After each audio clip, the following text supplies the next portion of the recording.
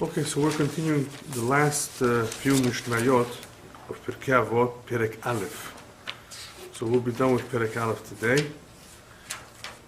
Mishnah Tet Zayin, Yud Zayin, and Yud Chet. Mishnah Tet Zayin says as follows: Rabban Gamliel Omer. Here, this Mishnah does not necessarily continue with the chain of command, in other words, with the transmission from generation to generation, precisely because we're still dealing with the children and grandchildren of Hillel. Later on, it goes back to that. That is the explanation given as to why it just begins with the words Rabban Gamliel Omer, instead of saying he's the next one, he's the one that received it from the past generation, from the past group of rabbis. Nonetheless, he was a great man, and this is what he taught. Aseh lecharav, make yourself a rabbi. Well, that sounds familiar. We saw that already in the very beginning. But this one is a little bit different.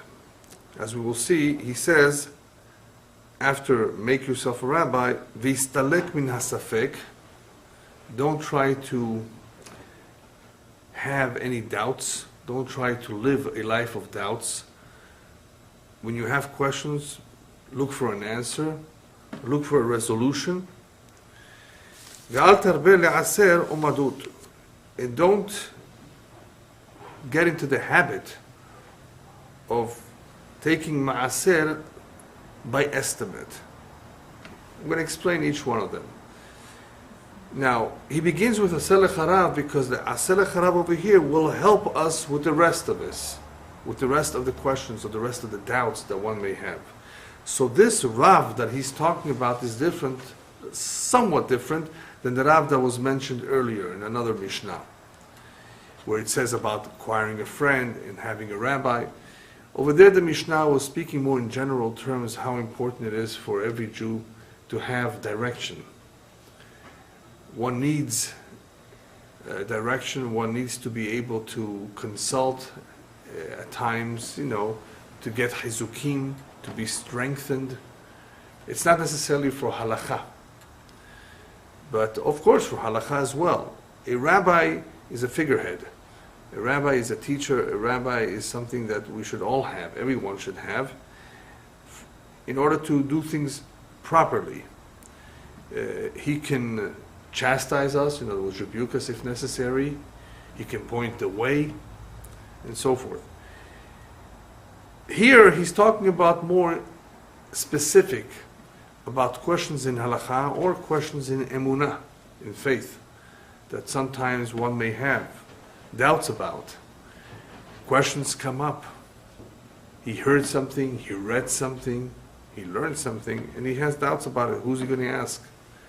He should be able to have someone that he respects, that he can always ask, that he will listen to, that can clarify his doubts, that can answer his questions in halakha. This is not only for the average person, this is also true for rabbis. In other words, rabbis themselves, those who are learned, Talmidei Chachamim, also may have occasion to ask, and they should not hesitate to ask, because they don't know everything.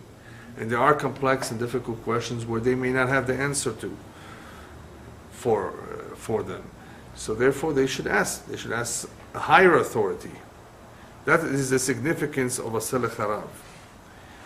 One should not always rely on his own understanding, on his own knowledge, because he's not always objective. He does not perhaps understand it as well as somebody who's more experienced than he is. This is also true if someone learns on his own.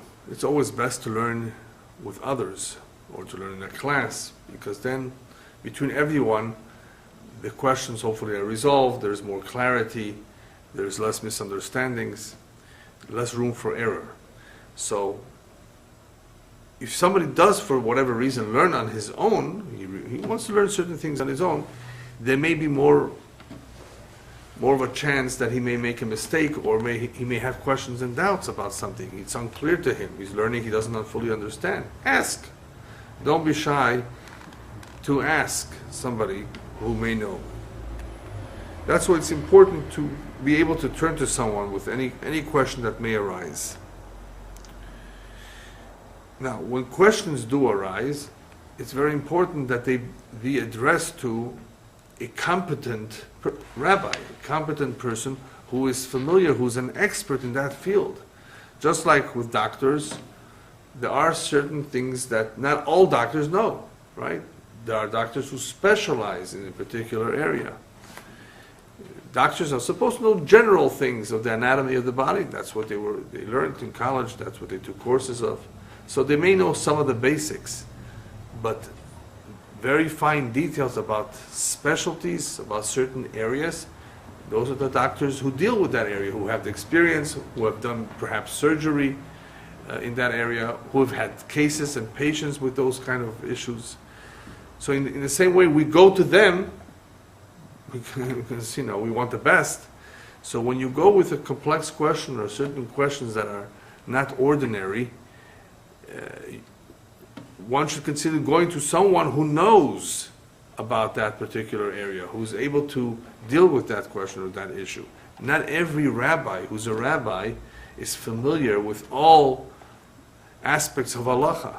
There are halacha in various areas that some specialize in. Some have years of experience in that particular area that others don't. It's very difficult for one individual to be able to be knowledgeable or very familiar. He may be knowledgeable, but to be very, very familiar and fresh in his mind in all areas of the Torah, that is a very, very rare.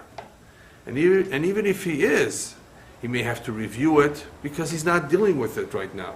You can just deal with so much at any given time. So it is always preferable to go to the one who knows about it, who he deals with it, and there's all kinds of things that are complex. In halacha, very, very complex. And you need the experience, you need the knowledge, you need what is called in Hebrew the shimush. For certain areas, you need to have been trained or had training in that particular area in order for one to be able to answer reliably certain questions about the certain halachot. So that's how it's pretty much divided. You have different rabbis who are pretty much specializing in certain areas, others in other areas. And even though one who's knowledgeable in general can answer the basic questions of halakha, or he can look them up, there are situations that are very, very complex that require further investigation. Even by those who are competent, they need to further investigate it. And there are times that even the expert would not render a decision unless he consults with other great rabbis too. Why? Because one of the most difficult and complex and sensitive topics is the topic of agunot. A woman whose husband did not come back home. He disappeared. It could be he died. It could be he just doesn't want to come back home. All kinds of possibilities, especially at war, Maybe he wants to, but he can't. I mean, who knows? He's a prisoner. There's all kinds of possibilities. This woman cannot remarry until she knows for certain what happened to her husband. If he's alive, she can't. If she does, chas v'shalom, and she has children with her second husband, the children are mamzerim. Right? It's a big, big sin, and it's a big problem for the kids if more kids come. So it's a very sensitive topic, very difficult topic, agonizing, because, you want to help the woman. So if there's some testimony, some indication, something to go by that is reliable, of course, simanim, of course we use it, we look at them. So rabbis have to consider everything. They have to investigate, interrogate, and pretty much determine, can they rely on the testimony or on the evidence that is being presented to them. Maybe yes, maybe not. Maybe it's a lie.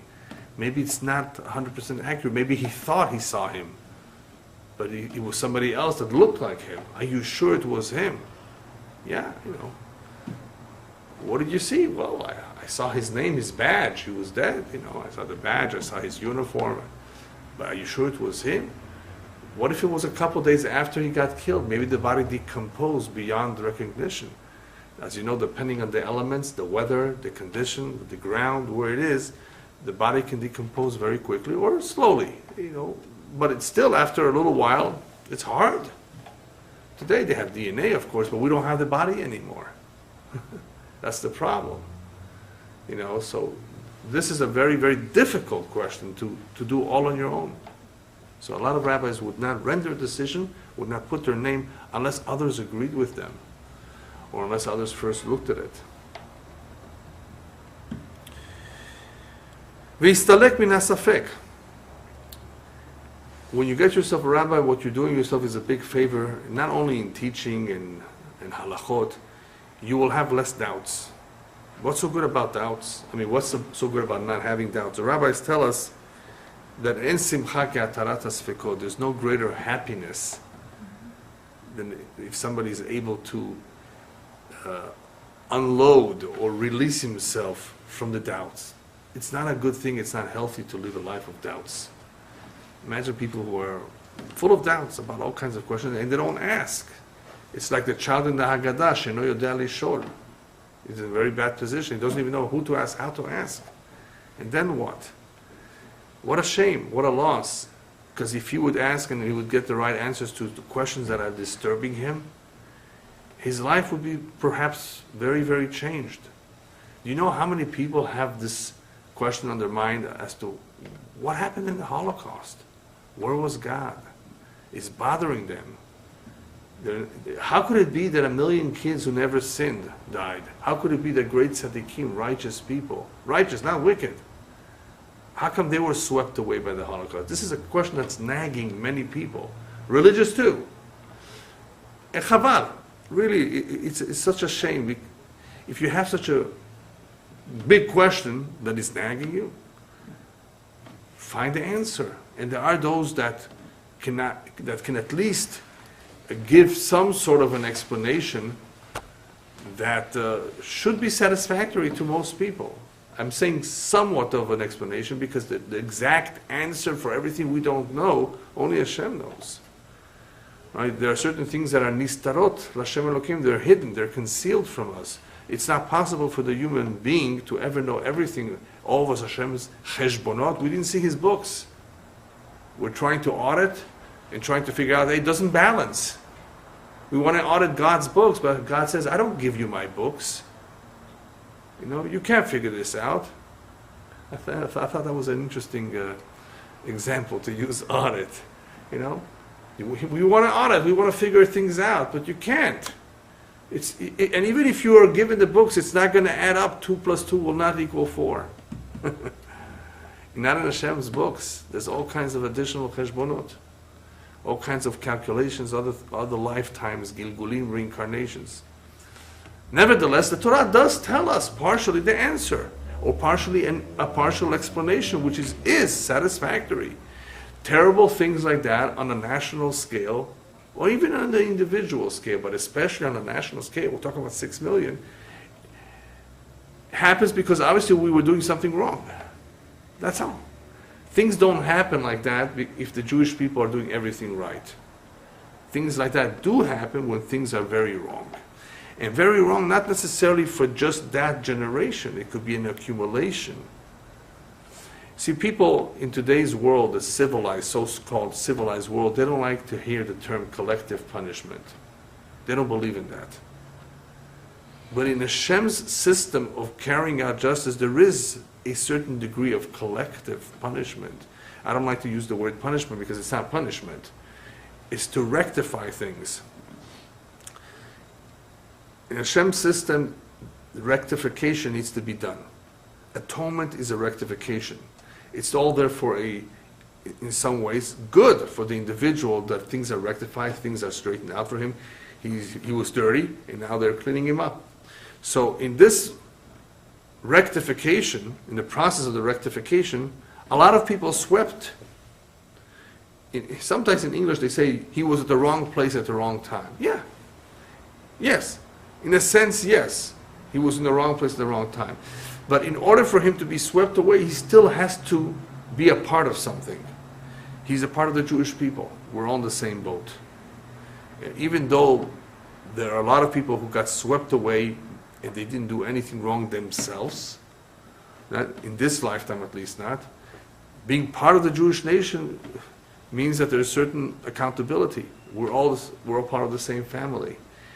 And the way it works is different than what human beings today are trying to impose or formulate laws that, oh no, you can't do collective punishment. Why should he be guilty if the next door neighbor is the one that caused the problem? As in Israel today, they have the problem with the Arabs. You can only punish him, maybe put him away, but not the whole city. No, it doesn't work like that in Judaism, and especially not in Hashem's system of rectification. When rectification is done, it needs to affect an entire community or an entire people, depending what needs to be rectified. So there are some very difficult, puzzling questions that have led to people having all kinds of doubts, and as a result of that, in the past, under certain pressures and under certain circumstances of people who were depressed or were being persecuted, they, as they say in English, they lost it. They went and converted, or they went crazy, or they, God forbid, committed suicide. That is all as a result of not having the direction, not having the strength in one's faith, not understanding things. And these are things that can be, to an extent, can be understood sufficiently to prevent a suicide, to prevent him from going somewhere else, and so forth. But he continued on living with doubts, and for some reason chose not to investigate it further, to ask the right people. That's why this is so important. Don't live a life of doubts. There are all kinds of questions on people's mind they don't ask. In Baruch Hashem, I put together a list of the 70 most difficult questions. There are more, maybe, possibly, of the ones that I could think of. And B'ezrat Hashem, hopefully, it will be in print. Hopefully, B'ezrat Hashem, Hashem should help. But you can hear just about all of them in audio, and many of them are in video. Difficult questions, very, very difficult questions, that we did our best in the series that we gave to elaborate on them, what the commentaries say, what the rabbis have said, what are some possible explanations for certain things. Nobody here is ever going to claim that he knows for certain the answer to these difficult questions. But there are quite a few explanations, and these explanations do justice to the question. In other words, they're not just simple explanations. What happened to the dinosaurs according to Judaism? How could it be that the world is only 5,772 years old when scientists, claim it's millions of years old? And the reason why they claim is this, and this, and that. And you know that all these scientific things and questions put a lot of doubts in kids and in adults of the 20th and 21st century, because they're exposed to this science. This doubts did not exist 100, 200 years ago, when science was not so strong, in control of the media, of what is being written in the press. And even non-Jewish people believed in God and in creation. So you have more and more doubt as we approach the times of Mashiach, where there's a lot of darkness in the world, where people are more into the impure forces, let's call it, into things that are very, very far from spirituality, and their mind is totally not focused. Can you imagine them? They have doubts. They don't even know they have the doubts. That's how bad they are. The doubts are pushed away on the back burner because they don't want to think about those doubts. But if the doubts are there, they need to be addressed. And the problem is the man has a weakness. Adam karov le'atzmo, the rabbis tell us, man is close to himself. He's biased. The average individual is not always completely objective, because that's just the way the nature is. He doesn't want to see his faults. He doesn't want to admit his mistakes so easily. So therefore, since he cannot be very, very objective, he needs to consult with others who may tell him, listen, you're wrong. Your prognosis is wrong. Your analysis is wrong. Your interpretation is not right. Or whatever it is that he's looking into. So that's why it's important to seek the help of another individual who will help him figure out things the right way. Ve'al tarbeh le'aser umadut. What does that have to do with anything? Don't regularly get into the habit of tithing. Tithing is le'aser, taking ma'aser, in an estimated fashion. Don't estimate. Ma'aser needs to be accurate. Ma'aser needs to be 10%, not less, not more. Otherwise, it's not called ma'aser. The ma'aser that we're talking about here, even though according to some commentators, this is only a mashal, and I'll tell you why in a moment. And mashal means he's using that as a comparison. Ma'aser of the Torah clearly says that we give ma'aser to the Levi, is in the wheat, in the field, the crop. Ma'aser of money maybe is inferred from that. There are commentaries, we do have midrashim, of course, that say it relates to everything, not just to the crop. But it's not clearly said so in the Torah. The Torah doesn't say, give ma'aser from your money. The Torah does tell us to give tzedakah. It doesn't say how much. It tells us to give charity. But when it comes to the matanot for the Kohen, for the Levi, there's somewhat of an amount. Truma, there's no specific amount in the Torah, but the Chachamim tell us how much to give. That goes to the Kohanim. The Maaser goes to the Levi. The Levi would take from his Maaser something called Trumat Maaser, a Truma of his Maaser, and give that to the Kohen. So this is a system, of course, that the Torah put in place to support the Kohanim and the Leviim. Maaser and Terumah, therefore, are significant in the sense that the Torah wants to make sure that everybody gets their share, and if one does not do so, then of course he runs the risk of losing everything he has. Very simple. Now, with Terumah, it's much more critical because Terumah, if you don't take off Terumah and you eat it, the tevel, with the Terumah in it, it's a very severe punishment. Whereas Maaser, you stole from the Levi. You don't have the same punishment. Nonetheless, it has to be accurate, because if you give less than what you were supposed to the Maaser, that is, because Terumah you can give one orange and you've done with it. The Torah doesn't say exactly how much, so even a little bit. So Terumah is easy to give. But Maaser, it's 10%. So if you gave less, then you're in trouble because your tevuah is not fixed. It's still, part of it is not fixed. You didn't give enough. Because before you can eat it, you have to have removed the Trumah, you have to remove the Maaser, and so forth. And depending on the year, there's Maaser Sheni, Maaser Ani. So if you take less, your food is not fixed. It's not ready to be consumed. You cannot eat it the way it is. It's not right. If you give too much, then you may not have a problem, but the Levi has a problem, because now what he has is not completely Maaser. It's other stuff too. Basically, it is not a good idea to estimate. But this is not, some commentaries tell us that Rabban Gamliel here is not really talking about Maaser per se. Because, Maaser was always Maaser. People either took Maaser or did not take Maaser. And obviously it was important that it should be done right. But he's using that as a mashal. In the same way that you don't want to estimate Maaser, because that's not a good thing to do. Don't estimate in your rendering decisions. When it comes to rendering a decision in halakha, don't estimate. Don't hypothesize. Investigate it thoroughly and come up with the right din, with the right halakha. That there can easily be a tendency of some rabbis or some Talmidei Chachamim to just say, well, I don't know, I'm going to be mahmir.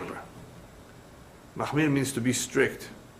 Or some smart aleck who's going to say, I'm going to just be mekel. It's bizman hazeh midrabanan chutz la'aretz. He can come up with all kinds of excuses of why to be lenient.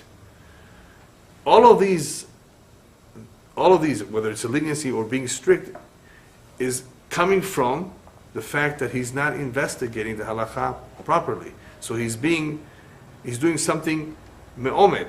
He's doing something by estimate. And that's not good. And this is related to safek. Right? That's the continuation, the natural continuation of he's telling us, Histalek min hasafek, but don't do it by estimate. Figure it out. Ask. Look into it. Find out what the halacha is. Obviously, when we don't know after all the investigation, that there are times when we are mahmir, there are times when we are lenient, mekel. But you can't just tell somebody, just be mahmir. You know, there are times when a woman stains. She has what's called a ketem. A stain. It's not the regular time of the month, but there's a stain. Now what? Is this blood? Maybe yes, maybe not. And if it's blood, where did it come from? Maybe it came from ketchup. Maybe it was lipstick. Yeah, you'd be surprised. Maybe she was injured. It's from an injury, a wound. It's not necessarily tameh.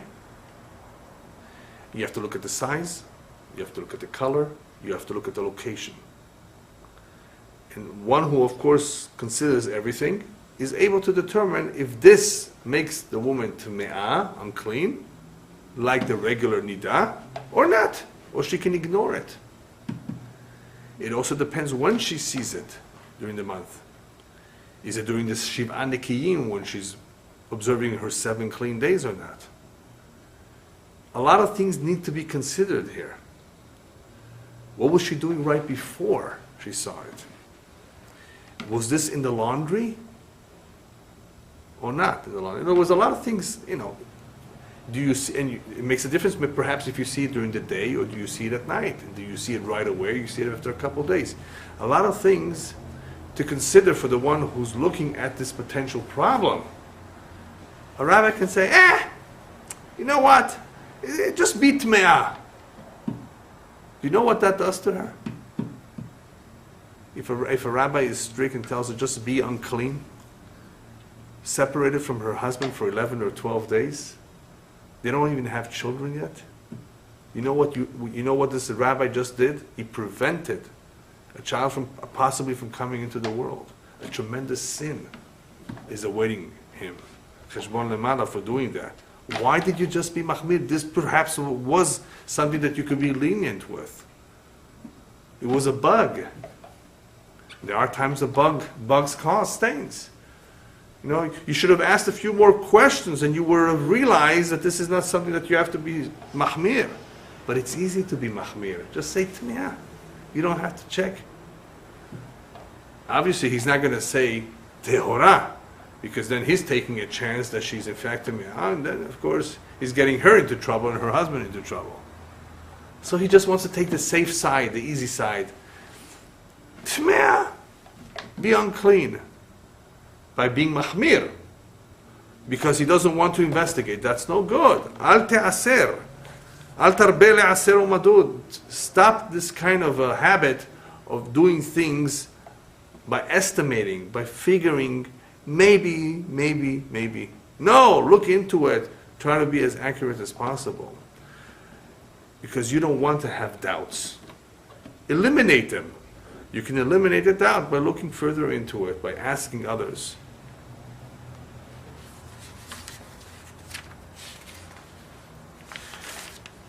Next Mishnah. Shimon beno. Now here he says Shimon. He doesn't say Rabbi Shimon, but this is Rabbi Shimon. And later on, the following Mishnah, he does say Rabban Shimon. So what happened here? So some explain that here it says Shimon because what Rabbi Shimon is saying over here, he said before he became the Nasi. Before he became a great person. He was younger. So they call him Shimon beno. The Shimon, his son, said this while he was younger. So what did he say? Kol yamai gadalti ben hachachamim. I grew up all my life amongst the chachamim. I learned a lot of halachot, a lot of chokhmah, a lot of Torah.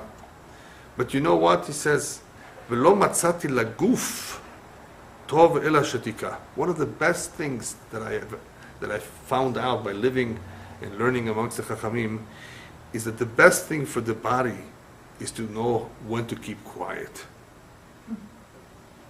Shetika, silence. Silence is such a great thing. He's talking about the body, not the neshama here so much. The neshama, of course, there's Torah, there's mitzvot, there's good deeds, and so forth. He's talking about the body, the physical body, olam hazeh, interacting with people. One of the best midot that I learned, that I did not know on my own, obviously, that I had to learn and see. And he saw it, he observed it in the Chachamim, something that helps the guf, helps the person in life so much, is shetika, knowing when to keep quiet. So before we go on to the next things, the next two ideas that it tells us, what's so good about shetika? So there's somebody that said, I don't know exactly where it is mentioned, but it is brought down that Hashem created man with 2 ears and 1 tongue.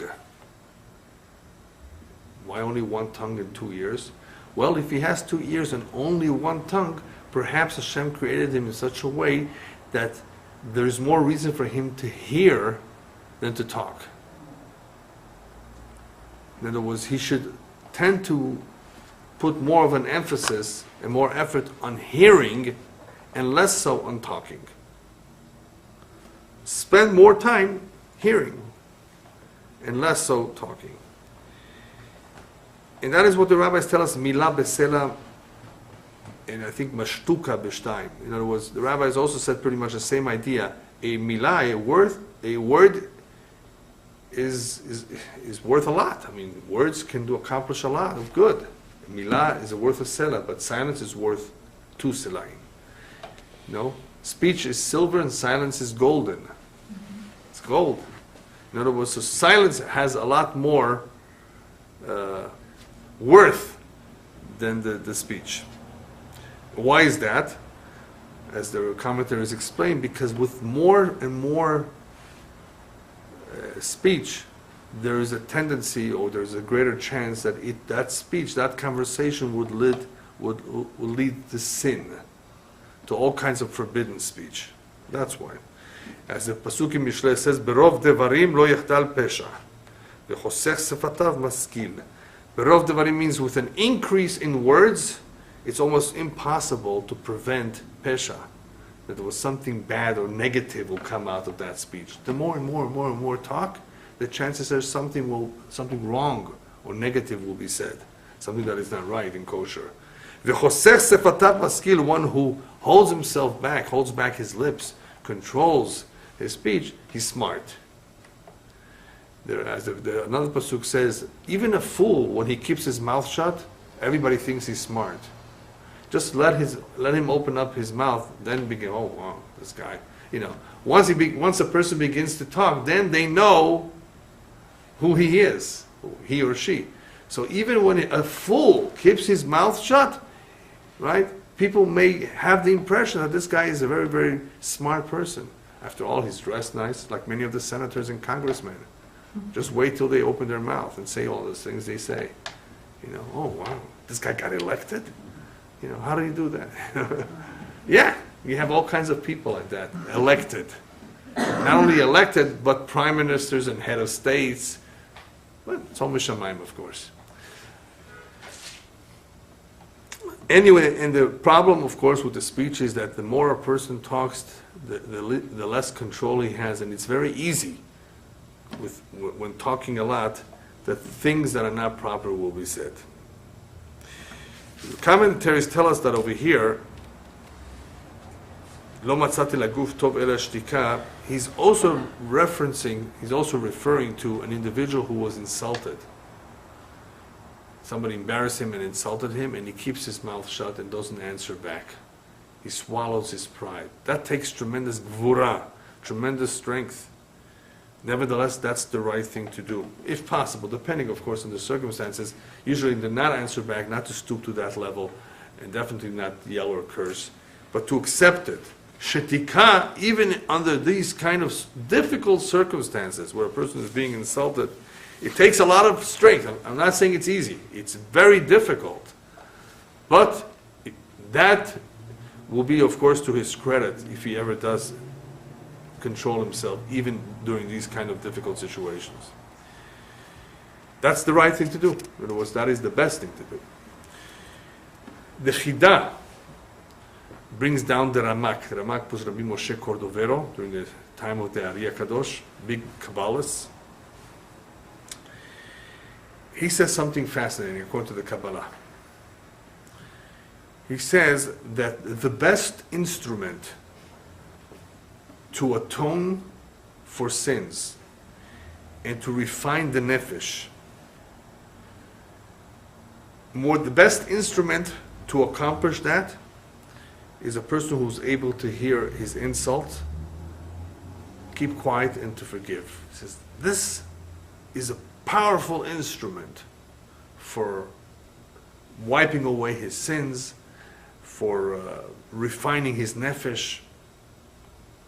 In other words, this is a very, it is, I mean, but he expounds on it even more, how much it does for his nefesh, for his neshama, if he was tested, challenged in such a situation, he should know that this is neshamayim, and if he was able to take it well, the greatest machshir, he says, the greatest instrument that can accomplish so much. That is why, based on this, I believe, the Mishnah Berurah, Chavetz Chaim, Zecher Tzedek Livracha, says in Ilchot Ta'anit, there is halachot on how to fast a personal fast. Let's say you want to accept a personal fast. You had a terrible nightmare, and you're told that this nightmare means something very, very bad. One of the ways to cancel a bad dream is to take upon yourself a certain fast, or to give tzedakah, right? There's all kinds of ways. If it's really a really bad dream, the majority of bad dreams are not bad dreams. Because a person can see what he thinks is a bad dream, in reality it means something good. You see a snake, is that bad or good? Good. That's right. But it depends if you killed it or not. If you killed it, it's not good. You're killing your parnasah. What? Yeah, some dreams, it's the opposite of what you think. Even though with that dream there's different opinions. I'll just give you an example. Okay? What if you see an elephant? What if you see a horse? What color? What if it's a white or black horse? There's all kinds, but these are not frightening dreams.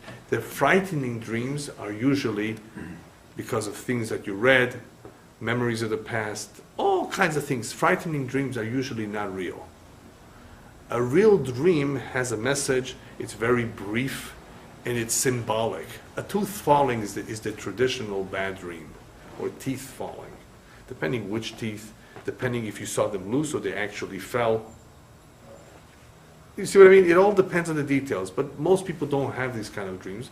But there are dreams that appear to be bad, and that is when they need to ask. And if they don't have anybody to ask, then they either fast or they give tzedakah, and that possibly can cancel the decree. Because after all, why did they see the dream? Because they're letting him know before. So if he does teshuvah, or if he does something to cancel the dream, he may succeed. Otherwise, why would they tell him if it's going to come for sure? You see what I mean? Everybody sees a decree before it comes because they give him a chance to cancel it. Most of the time. There are things you can't cancel. You know, unfortunately, those were there is. I think my grandfather told my father that one of his rabbis, his teacher, the famous Rabbi Ostrovce, fasted for 40 years. He ate a little bit at night, of course. He fasted for 40 years. He became so skinny. And this we're talking about he passed away in the late 20s. So imagine, he was fasting from the late 1880s or whatever, and nobody knew why, but it's very possible, this was a big tzaddik, that the reason he fasted was because he saw the Holocaust coming. You know, he had many, many dreams that were bothering him. What would they have to do with during that time? World War I, World War II, or maybe, who knows? Maybe about Mashiach too. And he was trying to cancel all the terrible decrees against the Jewish people. I mean, this was terrible pending decrees. And unfortunately they came. So it could be that was one of the reasons why he was fasting. But not on Shabbat. Not on Shabbat, no. Sometimes people do fast on Shabbat if it's a very, very bad dream. But that's an exception. Yeah? Also, practicing not talking at all for days or... Right, that's what I'm going to say. So the Mishnah Berurah says, instead of fasting, I have a better solution for you.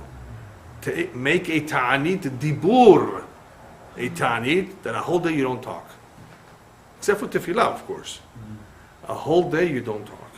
He says that ta'anit, the ta'anit dibur, is more effective, it's better than a real ta'anit of food.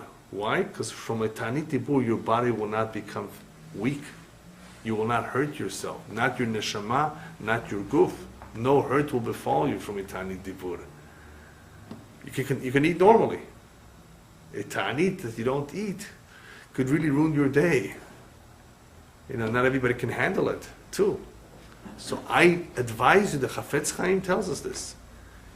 Take upon yourself a ta'anit dibur. So ever since he wrote that, I believe ta'anit dibur has become more and more common knowledge. People have done that.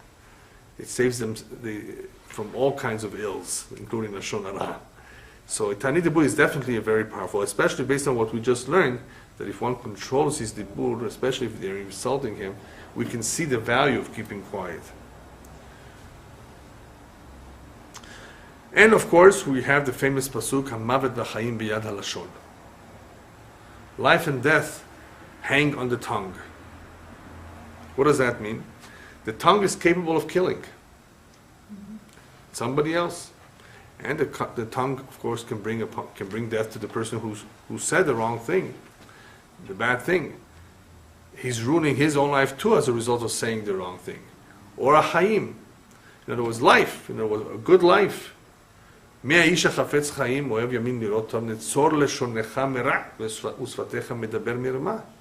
You want to live a long life, you want to have a good life, watch your tongue. The Pasuk says, in other words, the tongue is the key to what kind of a life a person will have. Either he will have a life or he will have the mavet. Now, this is on the simple level, the physical level here down in this world. But on the spiritual level, החיים והמוות ביד הלשון takes on a completely different dimension.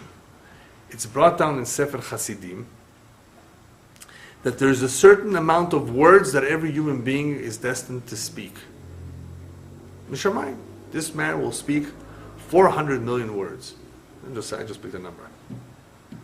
Okay, so if he's very talkative, divrei chol, secular words, he might leave early this world because he's done with his 400 million.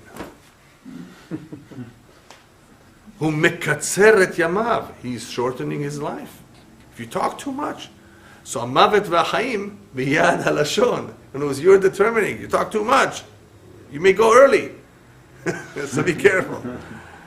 But that's not with divrei kodesh. With halacha, with Torah, with chumash, Kabbalah, whatever you learn. If it's kodesh, that there's no limit. On the contrary, the Kabbalah says with every good word that you say in tefillah and in limud, you create a malach, a good angel.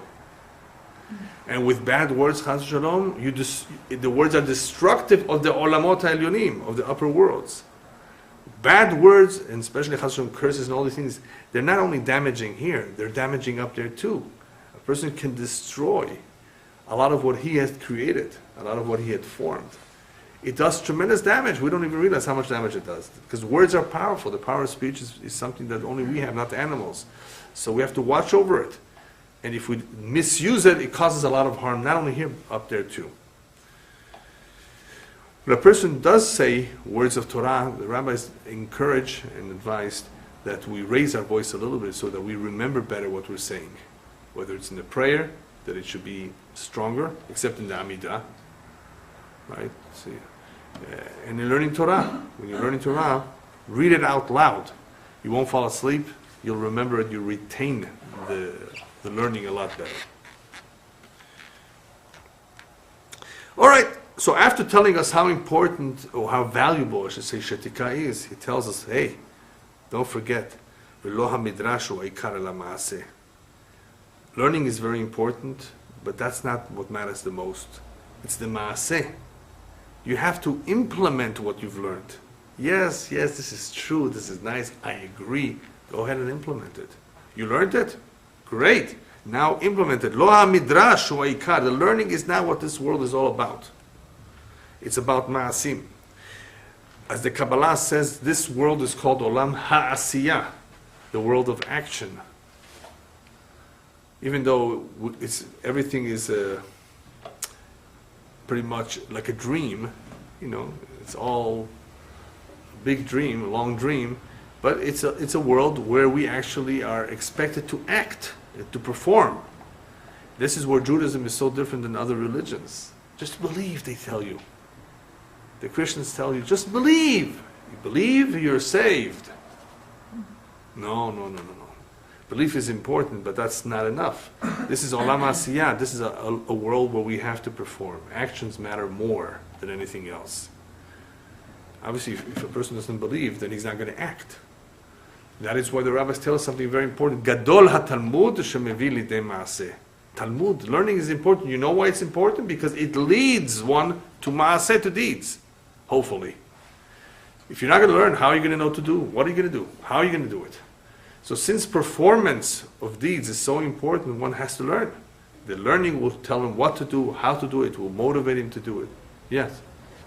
Is it true, Rabbi, that even if a person doesn't believe, that he acts, he's still Yosef?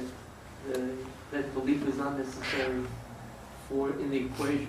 Action is more the principal ingredient there than... Well, right. To perform good deeds it doesn't even have to is significant. No, he needs to believe, but obviously they will judge him for that if he did not believe. Because belief in God, for example, is one of the tenets of our faith, one of the principles.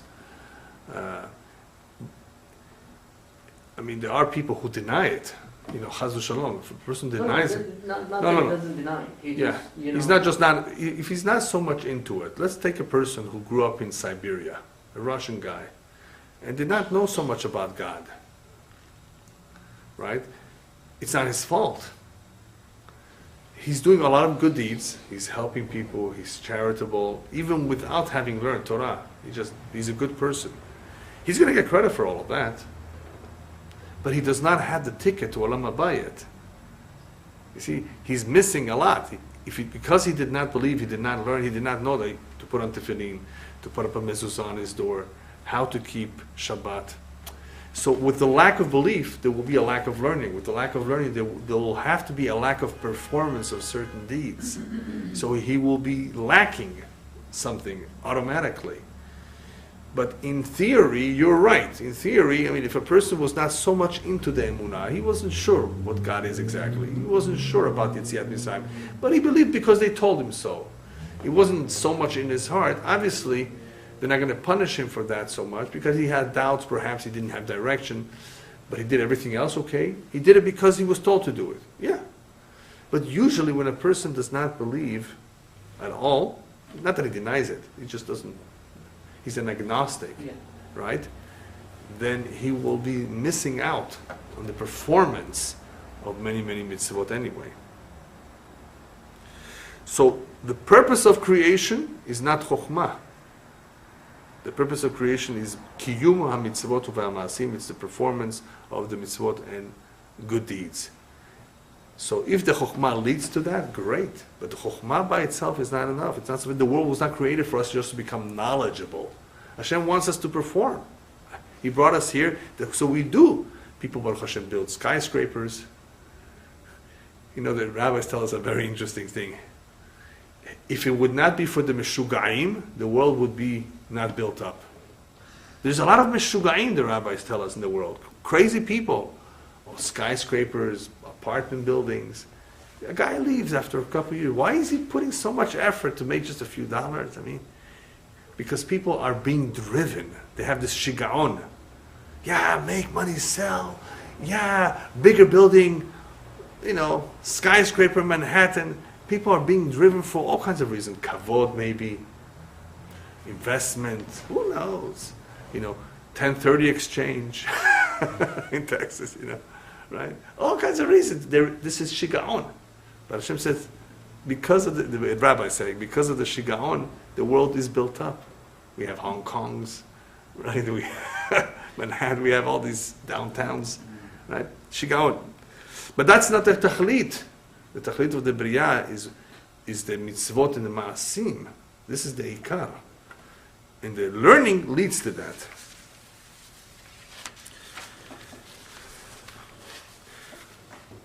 Anyway, the reason why he tells us lo midrash o ikar la ma'aseh is not only to remind us that the ikar is the ma'aseh, but also it is not proper for somebody to be a hypocrite Na'eh doresh v'lo na'eh mekayem, as they say in Hebrew. He talks beautifully, he preaches, but he doesn't practice what he preaches.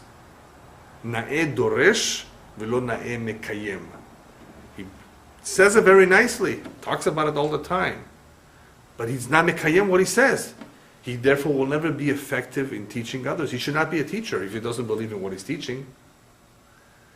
What he's communicating will not be received. Those words will not be receptive.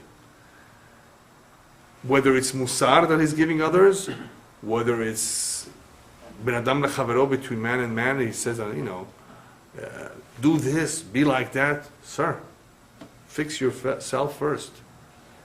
Don't tell others to go to shul if you don't go to shul. A person will not be effective as a teacher or as a rebuker, right? One has to, as they say in various languages, practice what you are preaching. So that's what he's saying. The main thing is the ma'aseh. If you talk and learn about it, you don't do it, what are you accomplishing? And the last statement he makes here is v'chol ha'marbeh devarim mevichet. Whoever talks too much brings about het, brings about sin. Sin? Yeah. Where do we see the first and best example of this? From Chava. Chava has a conversation with the Nachash, with the serpent, about eating from the fruit, and she said, yeah, God said not to touch the tree. Oh, he did? So Nachash says, try it. You see, nothing's going to happen. He never told her not to touch it. He just said not to eat from it. But she added the words, not to touch it. Nachash says, go ahead and try it. I dare you, see, nothing will happen. And she touched it, nothing happened. You see? You can do anything you want. Don't worry about what God said. So this led to sin. Marbeh devarim. Right? The Chava said too many words. It led to sin. So too much talk about things that are not that important, of course, have always that risk that it would lead to exaggeration, to sheker, to lashon hara, to all kinds of sins. Now, rabbis tell us, even if you praise someone, you talk nice about your host, you were just there, don't talk too nicely or too much about him. Because if you praise him too much, the praise will lead, chaz v'shalom, to lashon hara or curse. Because let's say you say, you know what, I was just invited to this man's home, I spent there a whole week, he treated me like family, everything was great. And you continue praising him, this was good, he's a then somebody overhears your conversation, yeah, but he's a dishonest person. I mean, I've done business with him. Wow, you just heard lashon hara. You just asked for it. Or the guy might say, the guy is a crook. Or he might say he's a terrible husband. Or he might say something terrible that he did to someone else. As a result, you started off with good, and it ended up with bad. So the rabbis warn us. There's actually a pasuk about it. Be careful not to overpraise, to overdo it, to talk too much good about your friend, because from that too much good, some bad will come out. So even from too much good, look at what the potential of diburim, too much talking, can lead to. Anyway, the rabbis tells you the Hasidic rabbis tell us that you can learn something from everything in creation. So let's see. I saw somebody once write from a train. What do we learn from a train? That if you're late by 1 minute, you can miss your whole trip. Same thing is true with a plane. But with a plane, even if you're a few minutes early, but you're not early enough, they don't let you in. So how much 1 minute can make a difference? From a telegraph, we learn that every word they charge you for. In those days that they had telegraphs, a lot of people don't know what telegraphs are today. That for every word they used to charge you. So for every word you're being charged. And from a telephone we learn that whatever is being said here is heard over there and over there. In thinking about this telegraph mashal, I saw an article recently about how some people, after going on a long trip overseas, they came home and they found that their cell bill was $10,000. How could that be? They didn't realize that they had roaming charges. So what? They didn't make any conversations. The problem was they took their PC with them, and the PC is automated sometimes to do downloads and updates. and that's tremendous amount of data coming wireless. So they had a bill, thousands of dollars that they didn't even realize they were being charged because of the roaming. You see how expensive it can get for somebody who just talked and didn't realize that the content of what he spoke about is going to be very, very expensive. A lot of words usually can easily lead to lashon hara, very, very easily. Lashon hara is one of the problems that with too much talk. But a person also has to be very careful with exaggeration and with making promises or nedarim or aftachot, either way, because if he doesn't keep it, it's a big sin. So be careful with exaggerations. Exaggerations is sheker. Aftachot, making a promise to someone, can be considered a neder. That's all talk. And that can all be a source of trouble. Last Mishnah. Rabban Shimon ben Gamliel Omer, Al shlosha dvarim ha'olam omed, the world stands on three things. That's one version. There's another version that says kayam, and that's the more. I think that's the more accepted version. Because of the following three things, the world continues to survive, to maintain itself. The reason why this nusach I think is the more correct one, because this is a very similar, it appears to be similar to a Mishnah in the very beginning of Pirkei Avot that says, "Shlosha dvarim ha'olam omed," the world stands on three things: ala Torah, avodah, and gemilut chasadim. This Mishnah is different. He will tell us that because of three things, the world continues to survive, whereas that Mishnah was for the purpose, for three things that Hashem created the world. You better have these three pillars on which the world stands, otherwise there's no purpose for the world. Purpose, tachlit. Here he's telling us, you want this world to function properly, you need following three things: aladin, vala emet, vala shalom. You need to have justice, courts, judges, police, right? Ala emet, you have to have truth and honesty. Vala shalom, you have to have peace and harmony. If you don't have any of these three, you have war, you have problems, you have politics, you have corruption. Terrible. Many countries have jails that are full, packed. I mean, what's going on? Obviously, there's no shalom, there's no emet, there's no deen. There's so many wars, there's so many problems and mahloket, because there's a lack of din and emet and shalom. So he says, and because of that, whenever there's a lack of any one of these three, kol sheken, if all three, the world falls apart. Yeah, all kinds of problems occur. Mir shamayim too, because Hashem is upset. As the pasuk says, emet u'mishpat shalom shiftu b'sha'arechem. As the pasuk in Zechariah Navi says, that you should have truth, pursue truth and justice and peace amongst your gates. In other words, wherever you live. In other words, this is something that you should pursue, this is something that you should want, this is something that you should emphasize. Now, all these three are important, but let's talk about just quickly about each one of them. Din, emet, and shalom. Emet, as you know, is a very, very important midah, not only in this world, to be truthful. As jewelers, they just shake hands, they barely write any contract. I took from you a diamond, shalom uvracha, or mazal, whatever. It's trust. Trust, that's all it is. You still have to be careful, because in today's world, there's a lot of bankruptcies. But there's trust. But emet, if a person is truthful upstairs, they value that a lot.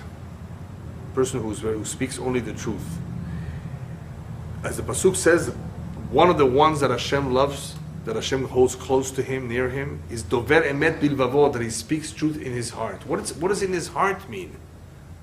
How do you speak truth in your heart?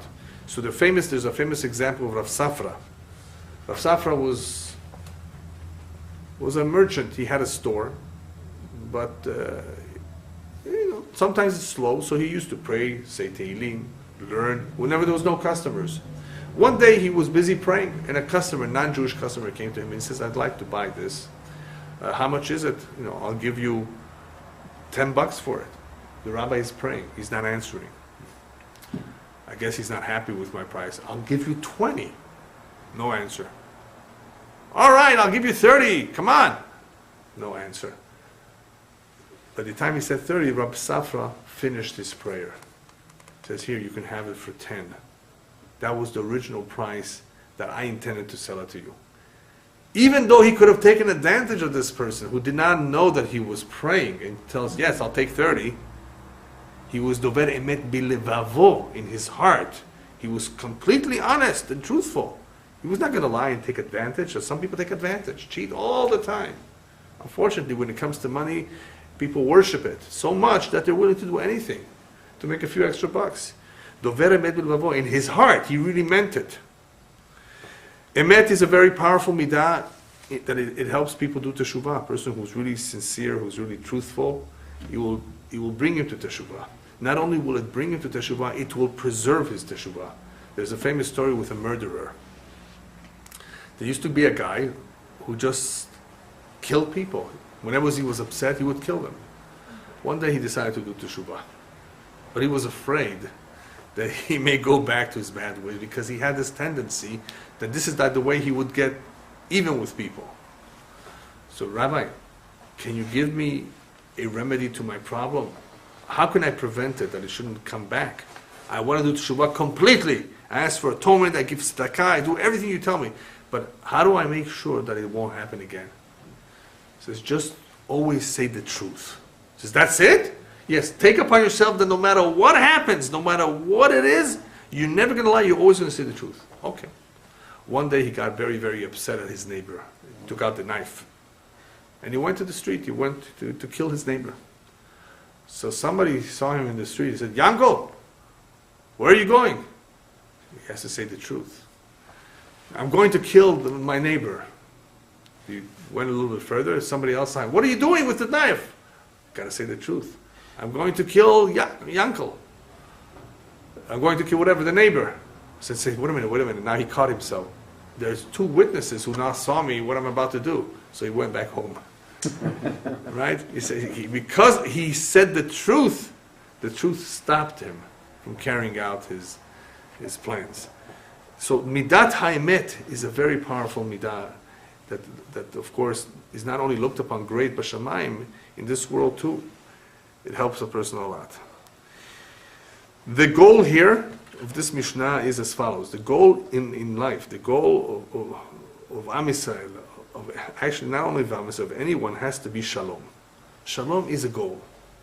Shalom not only with yourself, shalom with others, to make shalom amongst people, to avoid machloket at all costs. Shalom is the big, big word here. So if shalom is a goal, how do you achieve shalom? You achieve shalom through din and emet. What does din and emet have to do with shalom? You have to pursue justice be'emet. If you pursue justice with truth, in other words, to find out the truth, to discover the truth, to investigate the truth, and your tachlit is for what purpose? To bring shalom. Then everything will work. They're all connected.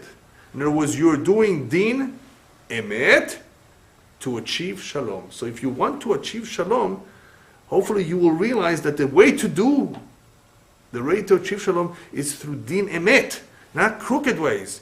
Through crooked things you don't achieve shalom. So if you use the din and the emet, that's the way you achieve the goal called shalom. These 3 are also related to the avodah, Torah, avodah, and gemilut chasadim that we mentioned before. Here that it's telling us, you know the Torah that we spoke about? That Torah has to be Torah emet, not fake. Remember the avodah that we spoke about? The world stands in the service of Hashem. That better be done with din, with halakha. That better be done correctly, right? Torah, avodah has to be kedatu kedin. It has to be done sincerely. It should also be done be'emet, right? And gemilut chasadim, that has to be for what purpose? So that you get sechar, so that you look nice? No, because you want shalom. You want everybody to be in peace. You want everybody to be happy, not only yourself. So your gemilut chasadim is for the ultimate purpose, for the real tachlit, to help others, that everybody else should also have a good life. That is the real shalom. Not only that you want it for yourself, you want it for others too. All of this is, of course, very, very special, very powerful, because this is what leads to a normal, functioning, healthy world. Unfortunately, the reality is that we haven't had this completely. Why? Because human beings are the way they are. And that is why we're praying and hoping that B'ezrat Hashem, Hashem should send Mashiach soon, and He's coming any day now, because together with Mashiach will come Eliyahu Navi, that will be the one that's going to give us the good news of the Geulah, and together with Mashiach, who will complete the redemption, then we will have the fulfillment of the pasuk that Hashem oz lamo yiten, Hashem yiftamo b'shalom, that ultimately Hashem, with the bringing of the Geulah, will bring about the final shalom. Thank you. Amen.